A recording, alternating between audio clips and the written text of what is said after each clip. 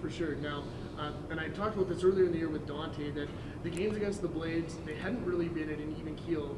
This Friday was really that kind of measuring stick. Do you feel that that's a fair talent evaluator that you have, or an ability evaluator for the way that your team played? Well, we don't just look at the Blades. These other teams. We play. We're going to have them a lot in the last half of the year, and when we played at Christmas time, our team was short guys, and we liked how we played when we went in there earlier in the season. It was our 4th and 5, but it was a 3-2 hockey game in the third period, and but they've done a real good job overall. Colin has, and the coaches have done a good job there. So we'll just see how that plays out. But we know they are a good team. They don't beat themselves very often. They're really well. Their structure is very good, and they don't make a lot of mistakes. So on the flip side of putting the rest of the league on notice, what do you feel and see that a weekend like this can do for your team and kind of help get that confidence going as we lead down into the back half of the season? Well, we came back from BC feeling pretty good about ourselves, and and we continued that on up until Christmas. It was, those 10 days after Christmas or 2 weeks from Christmas when we came back that we really seemed to lose a little bit of mojo or something. So we have to maintain that. But there's some guys in our team that really picked it up in the last week, like Braxton and Zane Rowan. Like these guys. More at the level we've been expecting of them, and I think then all of a sudden your team becomes a deeper team, and the length of the lineup is better, as some other players pick up their games. How about what Riley Janelle has meant to your team recently? It looked like he really had his mojo in the last game that you guys played. Yeah, I thought Riley was very good. That just, I didn't mind how the game was going, but I made a switch with the lines there and bumped him up with Connor and switched Alex in there too. So yeah, Riley's been pretty good since he came. He brings just some different ingredients, but his level was definitely higher in that Portland game than some other games, and so just hopefully we can maintain that throughout the lineup. John, obviously injecting Connor and Stan back in the lineup is going to be huge for this team, but what have you liked kind of the trickle-down effect for the rest of the guys, the confidence in the way that they've played when Connor and Stan aren't on the ice? Yeah, I think that's just, it's one of those hypothetical ingredients that's added to the team. And, you have to go out and do it, but, it creates a little more excitement throughout the team or in the dressing room. And then, like I said, you still have to do it, but, it makes everybody feel better about themselves.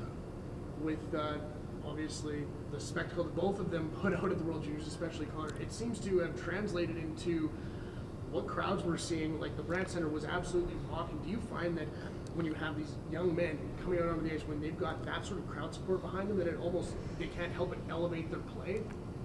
Well, I think it's just normal to elevate the play. Like it may be a reason throughout the league, at least early in the season, home teams weren't winning many games, and I think there was still a trickle effect from COVID throughout the league. And I know somebody from the league actually said one time, well, if the home teams would start winning.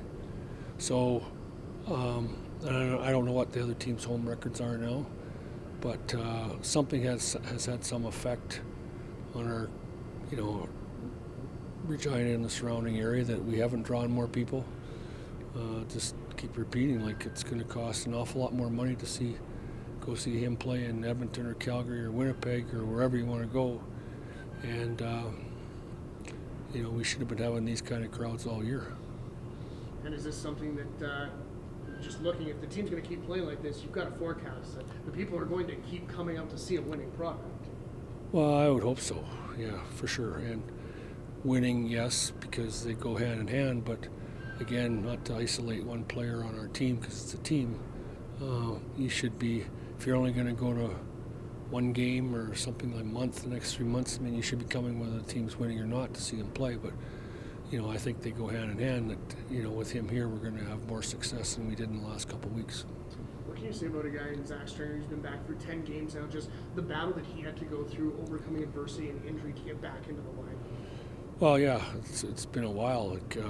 Zach was hurt quite a bit of last year, certainly from around this time on. So it was close to a calendar year that he didn't play. And then he got an injury in training in the summertime or in May. So it's like a free player for us. It's a trade for a free player. It didn't cost anything to get him back in the lineup. I've repeated this a lot this year. The team's record with him in the lineup last year was significantly different than it was with him out. And he does a lot of little things. Like he's usually the first guy out on the penalty kill. With Howie, he's obviously the first guy out for playing net front on our power play. And so those are important roles on the hockey team. When he plays such an abrasive bang and crash style, almost fearless to an extent, have you noticed, and I asked him about this, that he's started to look a little more comfortable just coming back from such a severe injury as these 10 games have progressed? Yeah, I think that, he got in that game or two before Christmas, and that was big.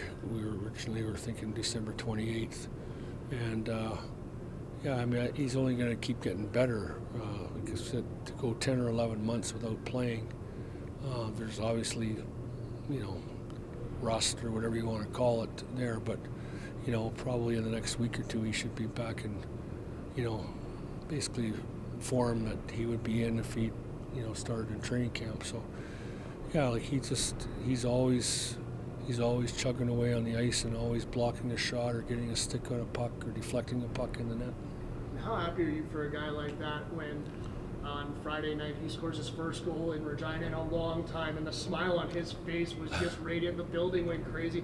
What is that like for you on the bench to see a guy that's been through so much get rewarded with a goal like that? Yeah, you feel good for anybody in that situation, and Zach is a goal scorer. He scored a lot of goals in his younger hockey and stuff, and it's the way he scores them. Like it doesn't catch the pizzazz that Connor does when he rips one from 30 feet, but like those are dirty goals and you pay a price for them, and it's just another element, especially on the power play, that when he got the goal, he got the goal because all three other penalty killers were up on our three guys on the middle and the sides, and Stan made a good play down to Howie or something to string. So he's a legitimate option in front of the net.